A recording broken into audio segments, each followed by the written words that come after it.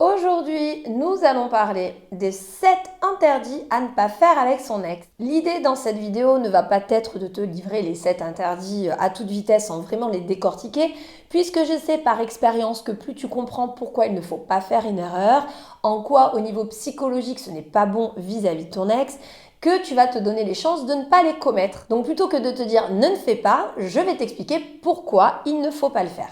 Alors en complément de cette vidéo, je t'ai laissé la possibilité pour t'aider encore plus, pour aller plus loin dans ta reconquête amoureuse, d'avoir accès dans un lien que j'ai laissé dans la description de cette vidéo, un mail complètement gratuit dans lequel je te donne 2 super conseils pour créer le manque chez ton ex. Tu vas voir que chez moi, il n'y a pas besoin de faire des silences radio pour arriver à se faire désirer. Et si ce n'est pas déjà fait, je t'invite à t'abonner à ma chaîne et à cliquer sur la petite cloche des notifications, très utile puisque ça te permet de ne louper aucune sortie de mes nouvelles vidéos. Alors, on est parti pour les 7 interdits à ne pas faire avec son ex. Premier interdit, faire des promesses au sujet de tes changements. Alors cet interdit, il est intéressant à comprendre parce que c'est pas qu'il est grave en soi, c'est qu'il sert absolument à rien. Il n'est pas productif.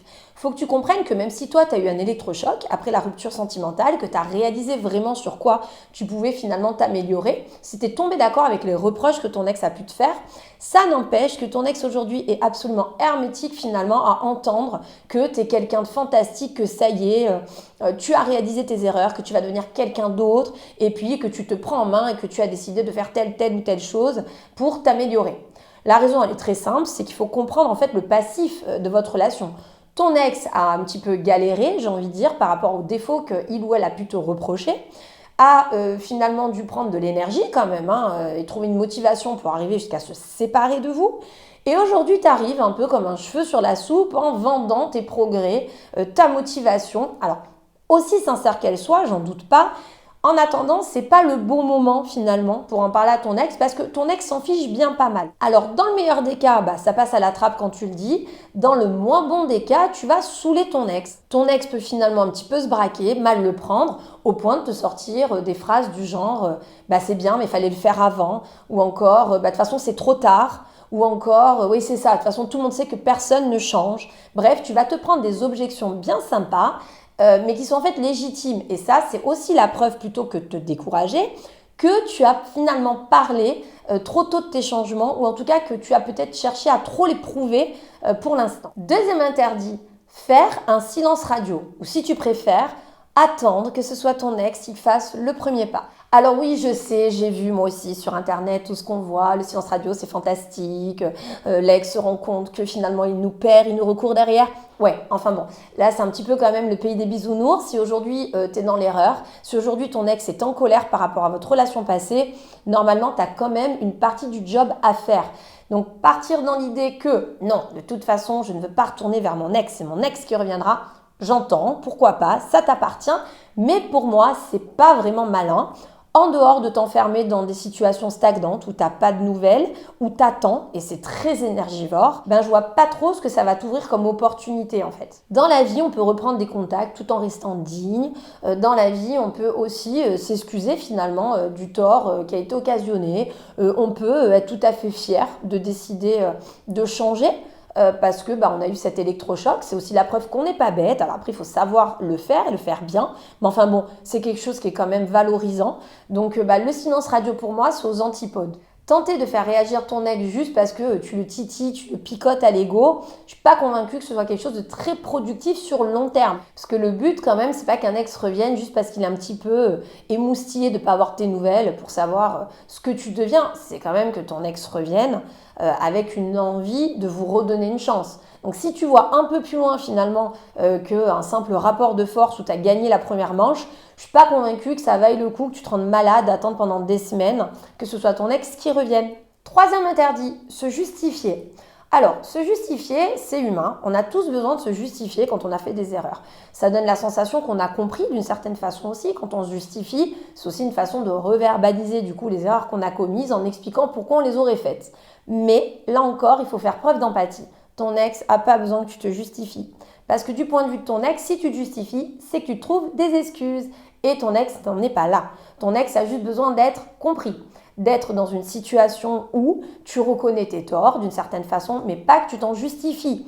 Quand on se justifie sur une erreur, ça veut quand même dire si on se trouve des excuses, on pourrait alors peut-être les réitérer. Je te donne un exemple concret. Ton ex découvre que pendant votre relation, tu es allé t'inscrire sur par exemple un site comme Tinder, site de rencontre.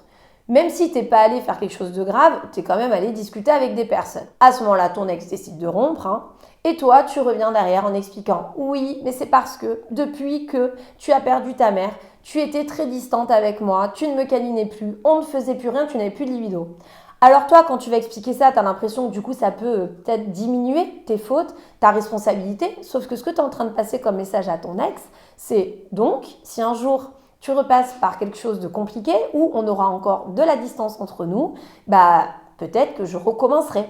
C'est pour ça que quelles que soient les fautes qu'on a pu te reprocher pendant ta relation amoureuse, se justifier, ça peut être quand même très dangereux. Accepter l'intégralité de ses torts en disant que quoi qu'il advienne, quoi qu'il se soit passé entre vous, quoi que toi-même peut-être tu as traversé, tu étais peut-être dans une période compliquée dans ta vie, quand ton ex t'a reproché d'être toujours très nerveux, colérique à la maison, mais ça n'empêche qu'à ce moment-là, d'accepter en intégralité ses reproches, c'est une façon de dire « j'ai compris ». Et même si demain je repasse par un cap compliqué, je ne me comporterai plus de la sorte. Ça, c'est le type de discours qui est beaucoup plus convaincant et qui donne envie à la personne en face de se dire que tu as peut-être réellement compris.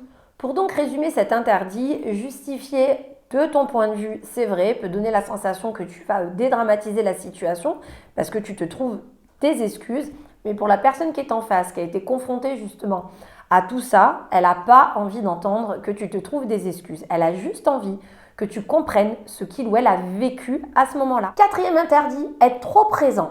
Reste à ta place. Être trop présent, c'est pas forcément tomber dans l'excès de te dire non plus sois pas oppressant, ça on le sait, sois pas harcelant, ça forcément. Mais être trop présent, c'est à un moment donné ne plus savoir placer son curseur au bon endroit.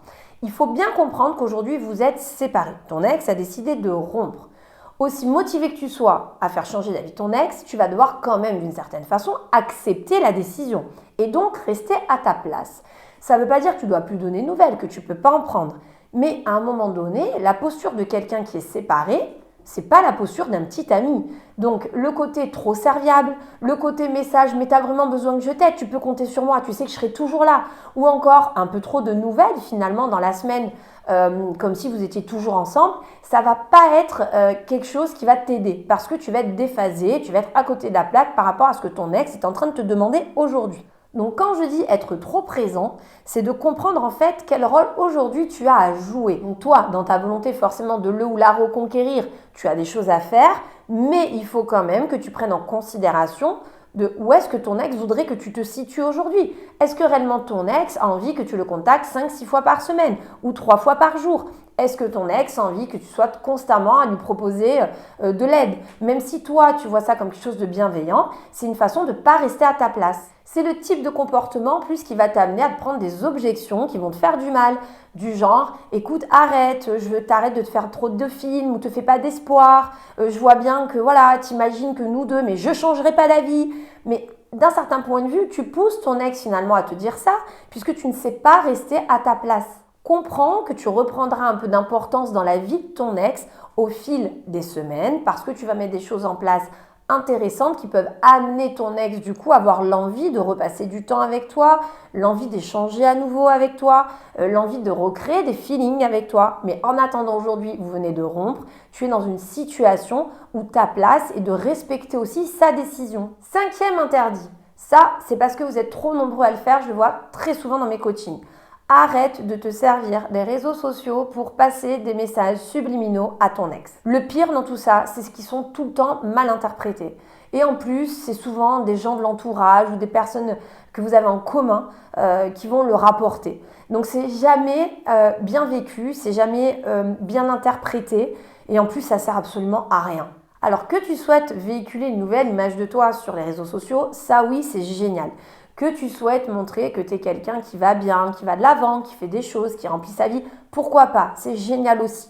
Mais alors par contre, les publications avec des citations qui ont été prises de je ne sais où pour aller passer un message un petit peu indirect à ton ex, c'est inutile. En plus, je le sais par expérience parce que j'ai des retours de personnes qui ont réussi leur reconquête, à qui je demande de questionner la personne à qui elles se sont remises pour justement me perfectionner dans mes reconquêtes amoureuses.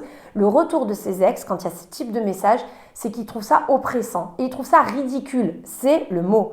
Ils trouvent ça ridicule. C'est-à-dire que en plus d'aller en parler à la tante, à la maman ou à un collègue, t'as vu ce qui a été publié? C'est pour moi, on est bien d'accord. Ah, franchement, n'importe quoi. Mon ex sait vraiment plus quoi faire. C'est pas bien vécu. Même si c'est un message qui est gentil, ça fait pas franc du collier, ça fait je passe comme ça, telle une anguille sous roche pour véhiculer quelque chose et en fait ça sert à rien. Donc sers-toi des réseaux sociaux pour toi, dans ton intérêt, dans le cadre de ton développement personnel, de ce que tu souhaites véhiculer comme image, mais laisse tranquille ton ex avec les messages que tu auras envie de lui faire passer. 6e interdit, celui-là je l'adore. Lorsque tu te retrouves confronté à un ex qui, selon toi, est très influencé par l'entourage ou la famille. Et c'est plus fort que toi, forcément. Tu ressens le besoin de le ou la prévenir. Tu sais, de toute façon, ta copine, elle est célibataire. Ça fait le 3e mari qu'elle a et elle est tout le temps en échec. Donc, elle va pas t'aider dans les conseils qu'elle va te donner. Voilà le type de choses que tu serais tenté de dire à ton ex si tu as la sensation qu'aujourd'hui, cette personne a une mauvaise influence sur lui ou sur elle. Sauf que c'est une erreur. Pourquoi? Parce qu'aujourd'hui, tu es la personne à abattre au niveau des conseils. Tu peux qu'imaginer que ton ex va le vivre comme une oppression, comme finalement une sorte de sermon qui va donc être mal vécu et mal interprété. Et d'un certain point de vue, on ne peut pas en vouloir à ton ex. C'est vrai qu'aujourd'hui, tu n'es pas la meilleure personne pour lui dire qui fréquenter. Même si tu as raison finalement dans ce que tu penses, ça ne veut pas dire que tu sois la bonne personne pour lui dire. Alors aussi difficile que ce soit, tu laisses tomber les critiques au sujet de la famille, de l'entourage, l'idée qu'aujourd'hui ton ex est influencé, que telle ou telle personne joue un rôle néfaste par rapport à vous deux, parce que ça ne sert à rien. C'est même pas ne le fais pas, mais c'est vrai que si tu le faisais, ça permettrait de. Non, ça ne sert à rien. En dehors de braquer davantage ton ex, ça ne portera pas ses fruits. Donc inutile de t'entêter. 7e interdit, mettre en évidence les difficultés que rencontre ton ex depuis la rupture. Et oui, quand ton ex va te faire ressentir, par exemple, qu'elle doit travailler 2 fois plus parce que depuis que vous êtes séparés et qu'elle paye son nouveau loyer, la fin de mois est compliquée.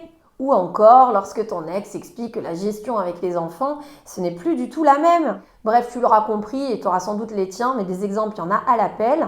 L'idée, c'est de te faire comprendre que si à ce moment-là, même si c'est très tentant, oui, je le sais, je l'ai dans mes coachings, de lui faire comprendre que, ouais, mais enfin, c'est ton problème, fallait pas partir, et ben il va falloir ne rien dire, prendre sur toi et peut-être même être plutôt serviable. Serviable ne veut pas dire que tu vas proposer de payer les factures ou que tu vas en faire trop par rapport par exemple à la garde des enfants si vous avez déjà établi quelque chose, mais être à l'écoute, ne pas chercher à piquer ton ex par rapport à ça est quand même une preuve d'intelligence. N'oublie pas que très souvent ton ex peut quand même dans son esprit estimer que c'est ta faute si il ou elle en est là aujourd'hui. C'est-à-dire que toi, centré sur ta douleur, généralement, tu as l'impression que tu es la seule personne qui est dans une situation compliquée. Mais ton ex peut aussi penser qu'à cause de tout ce que, par exemple, tu n'as pas mis en place assez tôt, parce que tu t'es pas rendu compte de tous ces reproches plus vite, alors qu'elle avait déjà évoqué certaines difficultés dans le couple à l'époque. Bref, aujourd'hui, voilà, ton ex en est là aussi à cause de tout ça. Donc, si tu commences à rentrer dans des propos qui lui feraient comprendre que, bah ouais, mais bon, en même temps, c'est toi qui as décidé de partir, maintenant, faut comprendre, comment ça se passe. Ça peut plus être comme avant. Sur ce type de ton, ça peut être très vite conflictuel entre vous. La raison, elle est simple, c'est qu'en fait, une fois de plus, ton ex ne se sentira pas compris ou comprise. Bien évidemment, il n'est pas question de lui dire « Ah, alors dans ces cas-là, je vais en faire plus, je vais t'aider, comment je pourrais faire ?» Faut pas aller jusque-là non plus, mais tu peux tout simplement l'entendre râler, se plaindre et ne pas relever. N'oublie jamais, garde à l'esprit que lors d'une reconquête amoureuse, la priorité est quand même d'apaiser les tensions, de faire en sorte que vous réussissiez à recommuniquer dans les meilleures conditions. Tout ce qui du coup peut amener de l'animosité ou créer des tensions est à bannir. Imaginez que parce que tu vas mettre le point sur une difficulté que ton ex rencontre aujourd'hui à cause de la rupture, va le ou la faire changer d'avis, c'est complètement utopique. Et puis on va bien se le dire, un ex, je le répéterai jamais assez, doit revenir pour des sentiments, parce qu'il y a un manque affectif ou parce qu'il y a une prise de conscience qu'il y a peut-être un autre truc à vivre finalement et que oui, ça peut valoir le coup, mais un ex ne doit pas revenir juste pour la situation, parce qu'elle est mieux, parce qu'elle était plus simple, parce que financièrement c'était plus facile. Si ton ex revient, il faut qu'il ou elle revienne pour de bon, c'est-à-dire pour longtemps. Et pour ça, il faut que ton ex revienne pour de bonnes raisons. N'oublie pas que je t'ai donné accès à un mail dans un lien que j'ai mis dans la description de cette vidéo, dans lequel je te donne 2 super conseils à employer pour créer le manque chez ton ex sans avoir à couper les ponts, créer des silences radio. Donc, va le consulter, ça va bien t'aider justement pour finalement avancer dans ta reconquête amoureuse, tenter de regagner aussi la confiance de ton ex. Si le contenu de cette vidéo t'a plu, pense au petit like d'encouragement, à t'abonner à la chaîne si ce n'est pas déjà fait pour avoir encore d'autres informations sur ce même sujet. Et tu peux aussi cliquer sur la petite cloche des notifications, très utile pour être averti à chaque sortie de mes nouvelles vidéos. En attendant, je te souhaite une très bonne chance et je te dis à très bientôt pour la suite de mes vidéos.